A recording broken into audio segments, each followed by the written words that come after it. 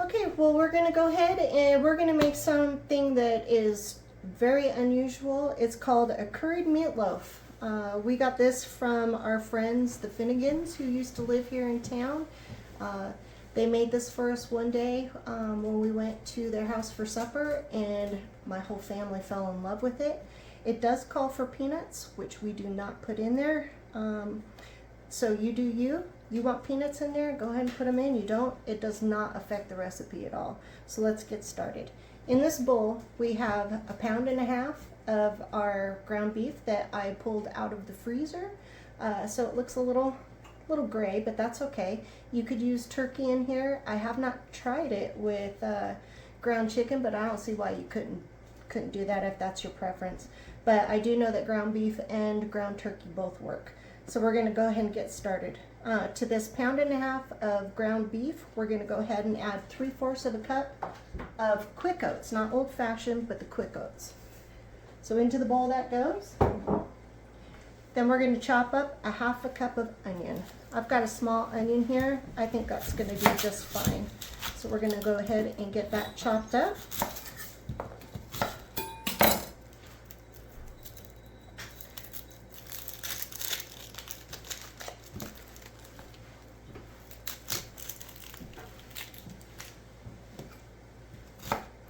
Nice small chunks.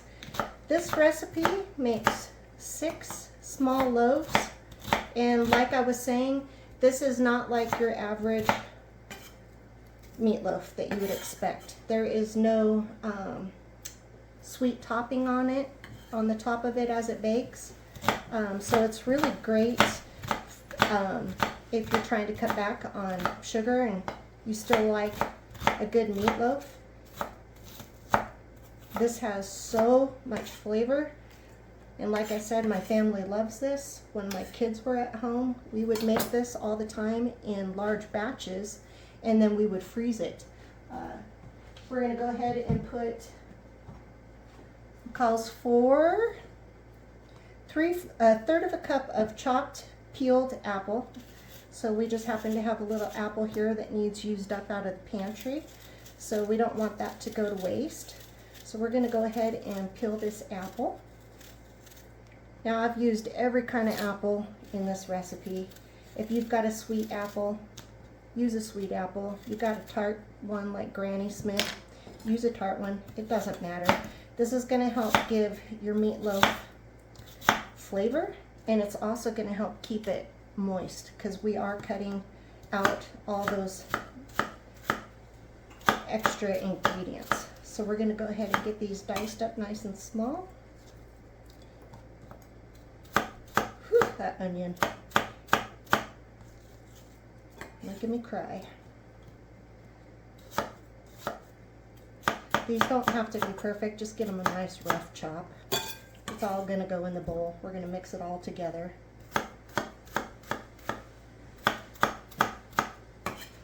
If you like a little bit more apple like we do, go ahead and put a little bit more in there. This is a very forgiving recipe.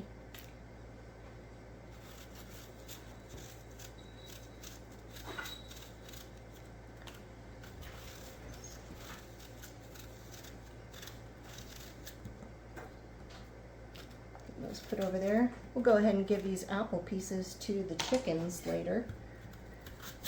Try not to waste anything. Groceries are expensive, and we are here to try to save some money on feeding our family. And hopefully we can help you save some money too. Get these nice and diced up. Now this recipe is going to be calling for some raisins. Use whatever raisins you got. If you got golden raisins, use golden raisins. If you've got dark raisins, use the dark raisins.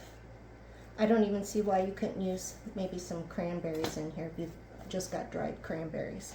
Okay, so we're going to go ahead and get our 1/3 cup of raisins here. Now, I keep these in my pantry, and it might be the same for you. Who knows the last time I used these raisins? So they might be a little dry. Well, they're looking pretty good. So we're going to go ahead and measure out 1/3 of a cup of these raisins. If they are dried out and stuck together, go ahead and break them up. You don't want a big chunk of raisin. You want these to disperse out into your meatloaf real well. These are gonna also continue to help add more moisture to our meatloaf, and they're gonna help bulk it up so you're using a little bit less of your ground beef, which is expensive right now. Okay, so we've got our 1/3 of a cup of raisins. And like I said, this recipe is very forgiving. If you feel like you don't got enough apple or you don't have any apple, go ahead and add more of your raisins to that. Anything to add some bulk to this is going to be fine, because the spices that we're about to put in here, they're going to help so much with flavor. So we don't need to worry about that. Here's where you would add your peanuts if you've got peanuts that you want to put in here. We're not doing that, and I've never added like chopped up walnuts or almonds or anything in here. I don't see why you couldn't do that, but it's a meatloaf and I'm not going to waste our expensive ingredients on something that is supposed to be economical. So next we're going to use 1/3 of a cup of ketchup. So we'll just go ahead and get that measured out real quick. And there we go.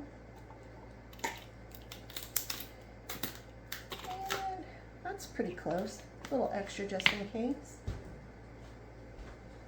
That's scraped out. So in goes our ketchup.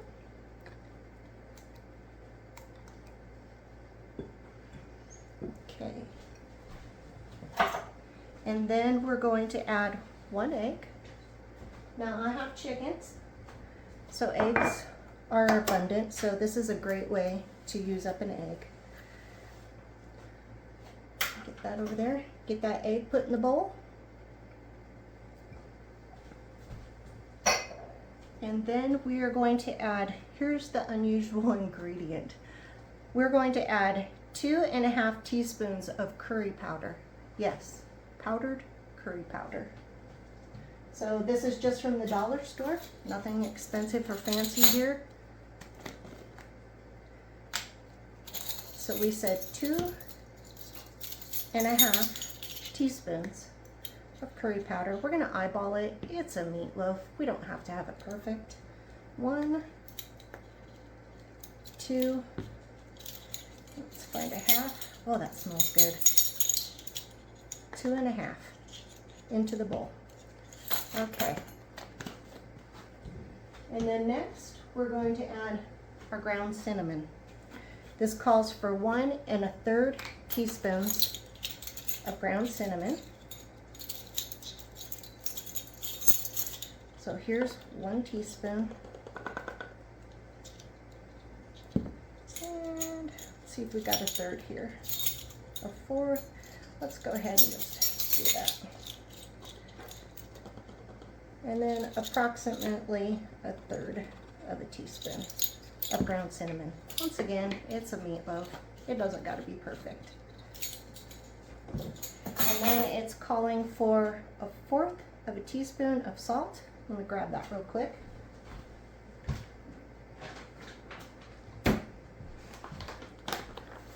Okay. I guess it's 1 1/4 of a teaspoon of salt. Let's get out our measure spoon here.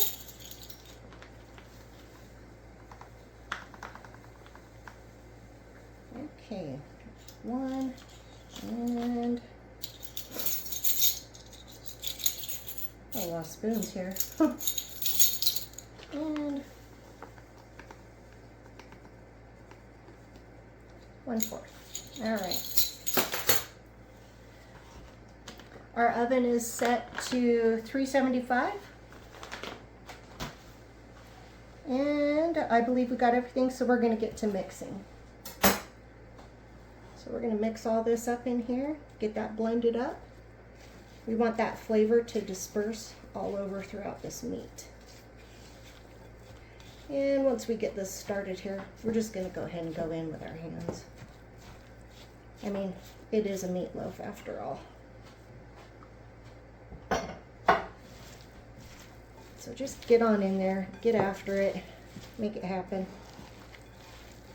Make sure you get that egg mixed up into that ground beef or ground turkey, whichever you're using. Oh, this smells good already, and it's not even baking. In the comments below, let us know if you've ever made a curried meatloaf before or even tried one. It is pretty unusual.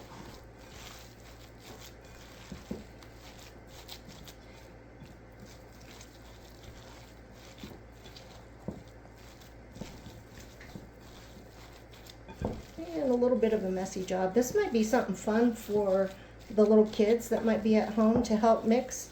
Get them in there and get them in the kitchen, showing them how to make some of this stuff.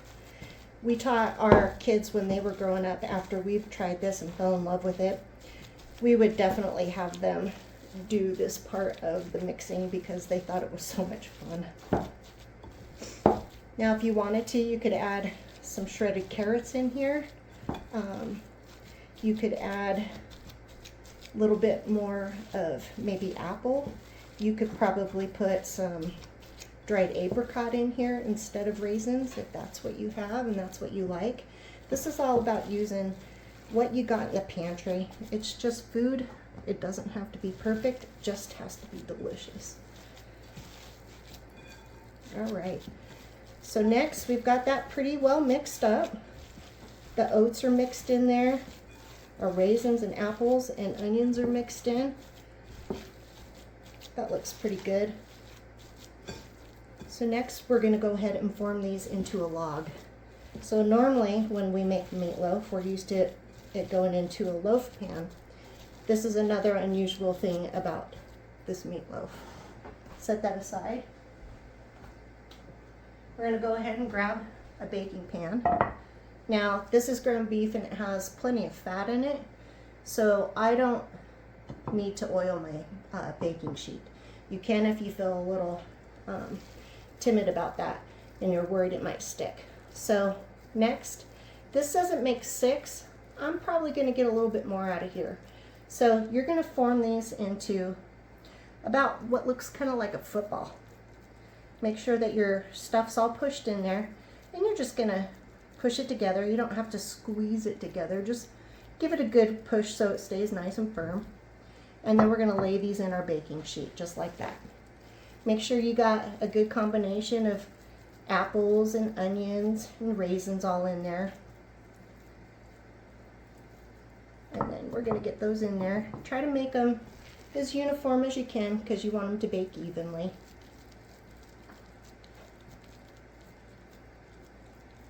If you had a small enough pan, you could probably put this in your air fryer. I know when summer months come, that's what we'll be doing, is using our air fryer to do a lot of these just to keep the heat out of the house. But right now it's cold outside. It looks deceiving. Looks like the sun is out. Well, the sun is out, but it's cold. So this is going to be a nice hearty meal. Warm our bones. These make incredible leftovers, by the way. My husband would take these to work with him, and he would just pop them in the microwave at work, and he had a delicious and filling lunch while he was working, and there's hardly any mess. You can pop them in your lunch box. You can put them in a Ziploc bag and reheat them up on a paper plate at work. These have so much flavor too that I find that you really don't need to add like ketchup on the side, but you might want to. That curry powder really gets in there and makes just a delicious flavor. I'm going to add this to this one, I think. Make that a little bit bigger. Okay, so here we've got 1, 2, 3, 4, 5, 6, 7. We ended up with 7. That's great. Little leftovers never hurt anybody. And like I said, these freeze really well. So we're going to go ahead and get cleaned up and pop these in the oven right after I wash my hands. Be right back.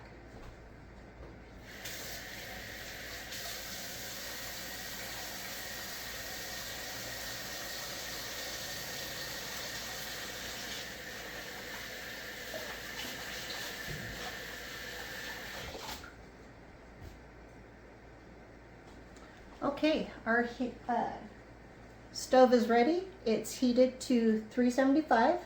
We're going to pop these in the oven. They should take about 25 to 30 minutes until they're done.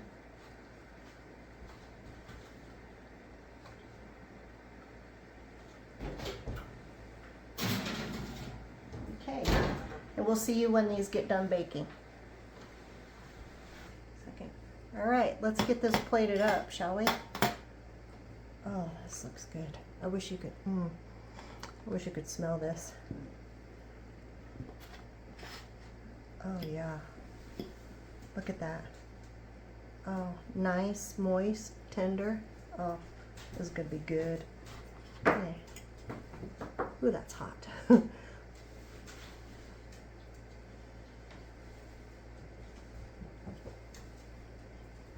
Oh, oh yeah. That is so good. That oatmeal in there kept it nice and tender. Those raisins are just a little burst of flavor that hits you. Me personally, I could go for a little bit more curry powder in here, but that's just my personal preference. The kids at home might not like that as much, but in those apples, you can taste that delicious apple. Oh, that's good. This would be great with a little bit of mashed potatoes, maybe some veggies on the side. This is good.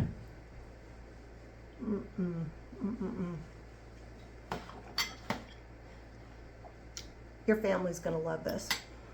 Hi, my name is Nessa. I hope you join me again in my kitchen as I go on this new adventure. And if you like this video, give it a thumbs up. I'm gonna show you how to pinch your pennies, still put some easy, delicious, good stuff on your table for your family. Thanks for watching. Till the next video. Have a good day.